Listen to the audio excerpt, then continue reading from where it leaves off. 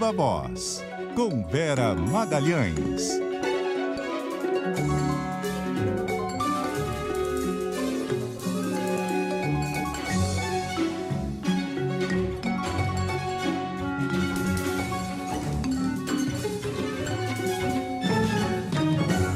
Viva Voz, Vera Magalhães, tudo bem, Vera? Boa noite para você. Boa noite, Bocardi, Carol, todo mundo que nos ouve e nos assiste. Oi, Vera. Ô Vera, não discutimos essa questão aqui ainda, mas é muito importante. Estamos falando dos reajustes aí, ou das propostas de reajuste para os servidores neste ano eleitoral. E aí é difícil contemplar todo mundo, né, num caixa pequeno. Exatamente, Bocardi. O principal problema, né, a principal insatisfação vem dos policiais federais e dos delegados federais. Foram os que reagiram pior à ideia do governo de, diante dessa impossibilidade de contemplar todo mundo, dar um reajuste linear de 5% para todos os funcionários públicos, todas as categorias e todas as carreiras, independentemente também da graduação do servidor, de qual área ele é. Hoje haveria uma reunião, aconteceria agora à tarde, entre o ministro da Justiça, Anderson Torres, e representantes das federações dos policiais federais e da Associação dos Delegados Federais, para tentar contemporizar essa crise. Existem assembleias marcadas para amanhã dessas entidades das duas categorias, tanto de delegados quanto de policiais federais, para decidir sobre manifestações, paralisações, eventualmente até greve, e a edição de manifestos contra o governo, acusando o governo de ter sinalizado para uma recomposição de perdas e uma reestruturação das carreiras e depois ter voltado atrás e ficado só nesse reajuste de 5%. Existe pressão, inclusive, para que o ministro, que é um delegado federal, renuncie ao cargo, e a mesma coisa em relação ao diretor-geral da PF, para que renuncie ao cargo em sinal de desagrado com a decisão do reajuste de 5% para todo mundo. Seriam decisões extremas, não acredito que eles vão fazer isso. Eles são dos que estão tentando pôr panos quentes na crise, mas ela é bem generalizada no interior das carreiras e o ministro tentaria aplacar um pouco a insatisfação nessa reunião de agora. Eu falei com representantes dessas entidades antes do início da reunião, mas no início da tarde, fim da manhã. E o clima era muito ruim, era de realmente partir para essas outras medidas, como paralisações, falavam até em indicativos de greve, falavam na realização de marcha a Brasília para protestar contra o governo, rompimento com o governo, o que é uma coisa estranha, porque policiais federais e delegados federais não tem que romper ou não com o governo, uma vez que essas carreiras são carreiras de Estado e não aliadas do governo, mas o clima era bastante ruim. Não falei com ninguém ainda depois da reunião, nem mesmo sei se ela terminou. Mas o governo muito preocupado com isso, inclusive sinalizando com um novo reajuste em 2023 para também tentar apaziguar aí os ânimos. Ô Vera, o nosso repórter César Feitosa em Brasília disse que terminou. Mais cedo ele trouxe a informação de que estão tentando botar pano quente, né? O Anderson Torres foi lá, disse que esse valor de 5% não está fechado, se comprometeu a levar as demandas para o Bolsonaro, talvez fazer uma composição aí com aumento maior via medida provisória, enfim, não tem nada assim de muito concreto, mas está tentando contornar, porque é uma categoria realmente muito cara ao presidente Jair Bolsonaro, sempre foi, ainda mais com todas as investigações que correm por lá, como a gente sabe, né? Mas veja a dificuldade disso, Carol. Mais cedo, ontem, não sei exatamente, não me lembro quando foi, o secretário do Tesouro, Esteves Colnago, deu uma entrevista falando nessa ideia de um reajuste maior em 23. E aí o governo, para não parecer que está só blefando, até indicou o valor que vai destinar para isso. 11 bilhões de reais deve mandar na LDO de 2023 para já constar do orçamento. Então, quer dizer, seria algo para ser dado, ganhe o Bolsonaro ou não. E quando fez essa indicação, ele já falou que para chegar a esses 5% já foi um esforço fiscal muito grande. O que isso significa? Que já não havia recursos nem para dar isso, e realmente a gente sabe que vai ter de haver um remanejamento de outras áreas. Então, o ministro da Justiça pode até assinar com isso, mas é muito difícil fazer alguma coisa. E também é muito difícil fazer por medida provisória algo específico para os policiais federais e delegados federais, agora que a gente já está no período de vedação da lei eleitoral.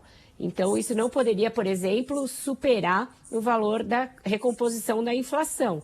E aí, se você dá para essas categorias um pouquinho a mais, ainda que não chegue a superar a recomposição da inflação, como iriam, por exemplo, reagir os auditores da Receita, o pessoal do próprio Tesouro, o pessoal do Banco Central, que também está bastante desassossegado. Então, não é algo simples. Ele pode até fazer esses afagos, tentar conseguir alguma coisa por aí, mas a gente sabe que os policiais e os delegados já estão muito contrariados porque vieram sendo enrolados por meses a fio pelo governo, né? Antes, Bolsonaro indicou que eles teriam um reajuste especial, diferenciado em relação aos outros servidores. E agora está tentando correr atrás do prejuízo justamente porque, num ano eleitoral, é uma categoria que se encaixa no discurso eleitoral que o presidente quer fazer.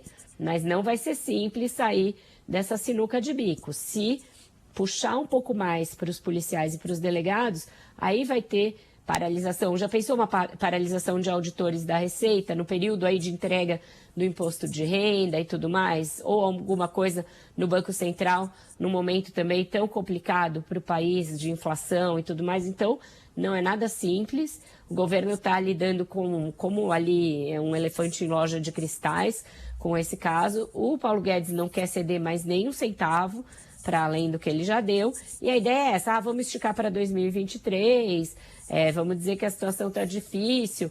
Resta saber se com esse papo eles vão conseguir evitar essas manifestações que estavam sendo articuladas para os próximos dias. As assembleias são amanhã para decidir sobre isso.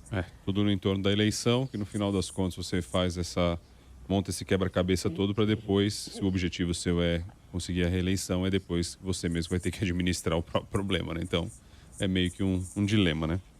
Ô Vera, falando aí um pouco dos áudios que trazem aí as gravações, enfim, o conhecimento sobre torturas, mortes e ilegalidades da ditadura.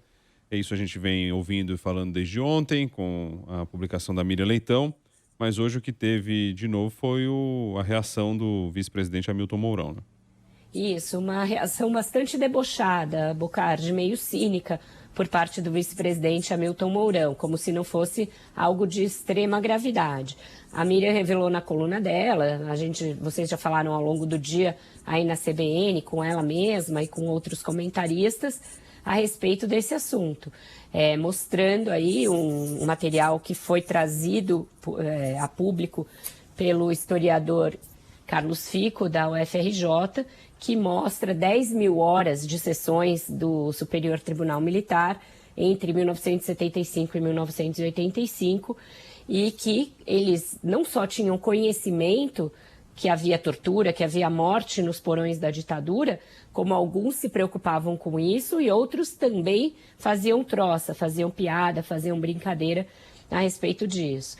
Além de falar da situação de presas que, por exemplo, perderam filhos em instalações militares ou instalações da polícia, eles também analisaram, por exemplo, o caso do processo contra o deputado cassado Márcio Moreira Alves, e constataram e admitiram que, mesmo com base na Constituição de 67, que já era uma Constituição da ditadura militar, era indefensável a cassação do deputado naqueles moldes que o governo exigiu e que foi pretexto para a edição do AI-5 em dezembro de 1968. Então, tudo de uma gravidade muito grande, um período sombrio aí da história do Brasil. Ele já vem trabalhando esse material há bastante tempo, que foi liberado pela ministra Carmen Lúcia por determinação dela, depois acolhida pelo plenário do Supremo. Alguns trechos já eram de conhecimento público, mas agora o que se tem é um conjunto muito avassalador de provas de que isso era de conhecimento muito disseminado nas Forças Armadas, nos tribunais e em todos os estamentos das Forças Armadas e que, portanto, deveriam ter sido tomadas providências para desmontar esse aparelho de tortura, de repressão, de morte, e nada foi feito. Foi tudo empurrado para baixo do tapete ao longo de décadas.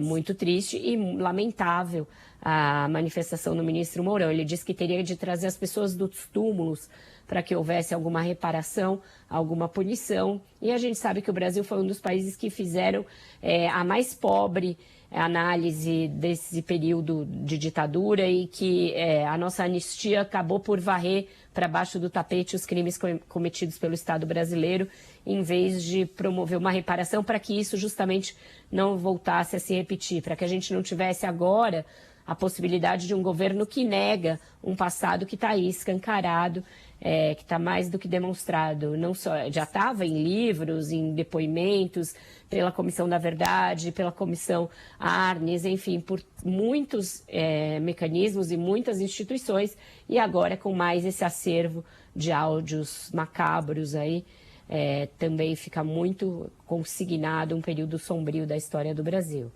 É importante a divulgação desses áudios, né, Vera? Porque ainda que não tenha havido punição, a lei da anistia impossibilitou que houvesse investigação e punição, o que se tenta fazer agora é um revisionismo para questionar a própria existência da tortura, né? O Carlos Fico, conversei com ele mais cedo para o podcast do Globo e ele explicou por que ele procurou a Miriam, né, com esses trechos.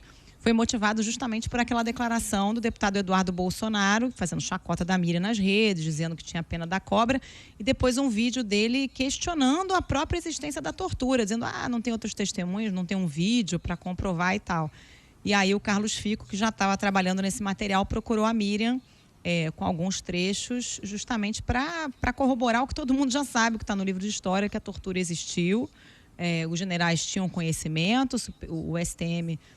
Superior Tribunal Militar na época tinha conhecimento e não houve punição. Agora, querer questionar a existência da tortura já é demais, é revisionismo demais, né, Vera? A gente vive um período aí perigoso de revisionismo histórico que o Brasil traz também como uma herança dessa direita radical e extremista que está pontificando em vários lugares do mundo, né? Essa alt-right, essa direita extremista que nega, tem casos que nega inclusive a existência do Holocausto e de outras chagas históricas aí. Aqui no Brasil, isso se reflete na negativa dos horrores da ditadura militar. Ou então naquele falso paralelismo, né? Todo mundo cometeu crimes como se o Estado tivesse autorizado a cometer crimes porque havia grupos de guerrilha ou o que quer que fosse. Então, é importante essa divulgação por essa razão que você bem traz, Carol. E essa manifestação do Eduardo Bolsonaro, que foi repugnante, em seguida desse vídeo, ele queria um vídeo, da tortura? Isso denota um certo sadismo, né, da parte do deputado. Queria que, além de torturar uma mulher grávida com uma cobra, os generais da época, os militares da época, os policiais da época, fizessem um vídeo. A gente fica realmente estarrecido com o grau de naturalidade com que autoridades falam coisas absurdas no Brasil, né? Queria o vídeo, ganhou o áudio. Ganhou o áudio, é isso, Ricardo. Vera, documento histórico. Mudando de assunto, essa questão de tirar a emergência sanitária com relação à Covid, o que isso muda no dia a dia, de prático? Na verdade, é mais um ponto aí de sei lá como é que define isso, porque nunca teve emergência, né, do ponto de vista do governo. Para esse governo nunca estivemos numa emergência sanitária. Não muda nada de concreto na vida das pessoas, Bocardi. Vai mudar algumas burocracias, né? Tem uma série de normas que têm de ser alteradas a partir do fim dessa rubrica, né, a emergência em saúde e tal, e que, por exemplo, facilidade para importação de insumos, alguns trâmites que são abolidos, algumas autorizações emergenciais, mas mesmo essa questão burocrática, o ministro disse que vai ser retirada aos poucos, que não vai ser nada de uma vez só. Então, o que se quer, na verdade, o que se tem é um discurso político para levar para o palanque, na linha de que a pandemia acabou, na linha de que, olha, fizemos o que tínhamos de fazer, cumprimos o nosso dever, fizemos o dever de casa e agora, com mais de 70% da população vacinada, a pandemia meio acabou. O ministro não fala com essas palavras, porque ele é um médico e ele sabe que a pandemia só pode ser decretada extinta pela Organização Mundial de Saúde, mas, na verdade, o que o presidente Jair Bolsonaro pretendia é que ele decretasse o fim da pandemia. A gente chegou a falar disso cerca de um mês atrás. E ele veio construindo a coisa para chegar nessa solução administrativa, em que você termina a emergência em saúde. Mas não tenham dúvidas de que quando for falar disso, no cercadinho, em solenidades, na sua live, em viagens, Bolsonaro vai dizer que a pandemia acabou e que ele sempre teve certo e que a gente vai ter de conviver com o vírus. Essa é uma das frases que o Bolsonaro adorou usar durante toda a pandemia, quando ele não queria que as pessoas ficassem em casa, quando não queria que houvesse trabalho remoto, etc., e nem distanciamento social, ele falava que precisa enfrentar o vírus. E no pronunciamento de ontem, o ministro da Saúde quase reproduziu essa afirmação, dizendo que nós teremos de conviver com o vírus. Repetiu isso na sua entrevista de hoje para detalhar as medidas. Então, é o ministro se alinhando com o desejo do presidente, sem extrapolar algumas barreiras aí, sem dizer falsamente que a pandemia já acabou, mas deixando o presidente confortável para dizer que o quê? Que ele sempre teve certo, que a gente tinha que enfrentar o vírus, que uma hora a pandemia ia diminuir, etc. Só que vários estudos de diferentes instituições mostram que se a gente tivesse lidado de uma maneira mais cautelosa e mais responsável com a pandemia nos seus momentos de pico, a gente não teria chegado nesse estágio de 660 mil mortes. Então, Bolsonaro está querendo também aqui fazer uma reavaliação da história e com um objetivo claramente eleitoreiro. A gente sabe que esses mortos da pandemia serão um grande passivo para o presidente na sua campanha à reeleição.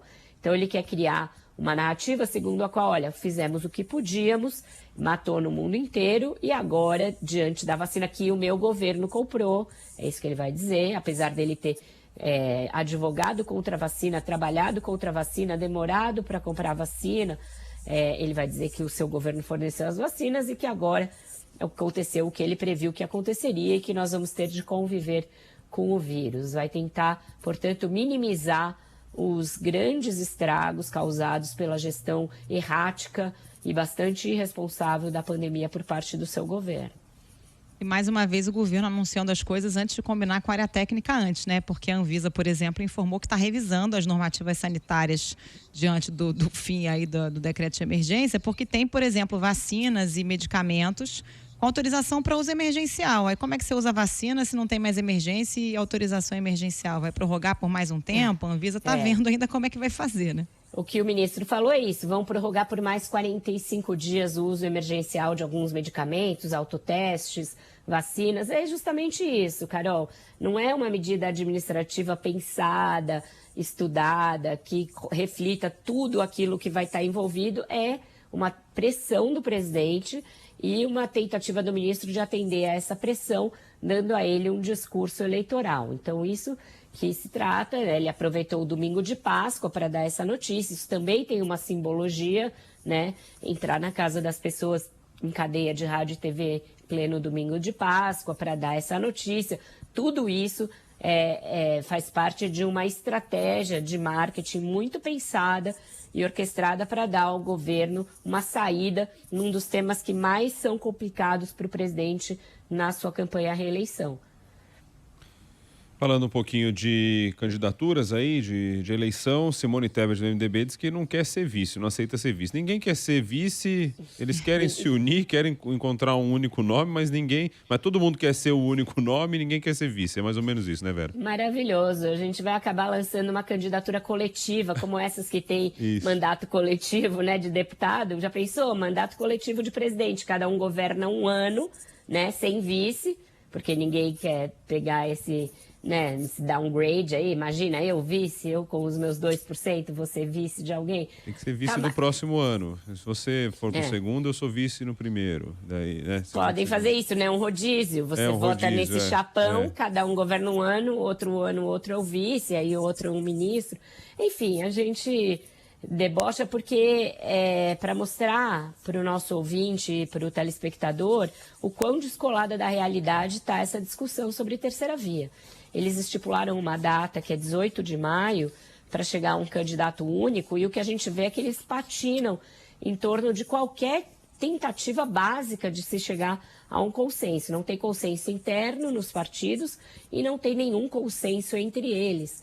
E mais, se eles têm hoje, sei lá, 3, 4 nomes postos para candidato e ninguém quer ser o vice, de onde vão tirar esse outro nome, né? Vai ser uma nova rodada de discussões, e que tipo de consenso é possível diante do clima de beligerância que tem nessas chapas. A senadora Simone Tebet falou isso numa sabatina a um grande jornal, a Folha de São Paulo, foi a primeira a ser sabatinada, agora começam esses encontros com pré-candidatos, mas o que a gente vê ainda é uma inconsistência muito grande de propostas, de projetos e até mesmo dessa condição de se é candidato ou não. É estranho você sabatinar alguém cujo próprio partido está tentando puxar o tapete. Então a gente está num período muito incipiente dessa candidatura. O Ciro Gomes também fazendo aí novas manifestações, novas estratégias para tentar se colocar no debate. Soltou um novo vídeo que fala que é a fase 3 da sua campanha, para se mostrar a alternativa mais viável, essa coisa de conheça o Ciro, vá com o Ciro, agora é Ciro, tentando sensibilizar quem procura uma alternativa à polarização Lula-Bolsonaro, mas tudo ainda muito tateando no escuro, sem entender direito se existe esse eleitorado disposto a não votar em nenhum nem outro e o que esse eleitorado quer, o que ele demanda de um candidato. Então a gente fica fazendo uma cobertura meio surrealista ali, de candidatos fake, de candidatos que você não sabe se serão candidatos ou não no dia seguinte. Bastante sui generis. Eu nunca cobri uma campanha com essas características nessa altura do campeonato. Vamos com a música? Qual é? Vamos com a música. Bom, o fim de semana também foi marcado pelas diabruras de Jair Bolsonaro. Fechou uma estrada para passear de motoca com seus amigos, depois foi ao Jogo do Santos, foi aplaudido, foi vaiado, tudo aquilo que ele gosta, se for fé. E ele também entrou num debate pelas redes sociais com a Anitta. A Anitta foi ao Coachella, um dos principais festivais de música indie do mundo, que acontece na Califórnia, e exibiu lá críticas ao presidente. Ele respondeu no Twitter dele, foi bloqueado pela cantora. Então, mais uma vez, a gente vai de Anitta, dessa vez com a música que é o título do seu novo álbum, Versions of Me.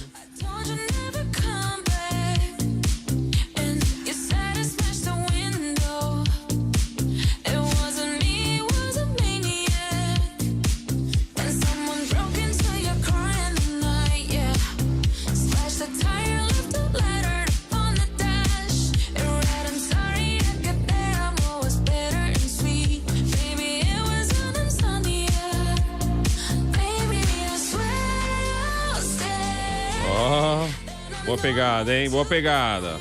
Para começar a semana na energia, Bocar. Vamos nessa, então. Valeu, Vera Magalhães. Viva a voz, boa noite. Tchau, gente. Até amanhã.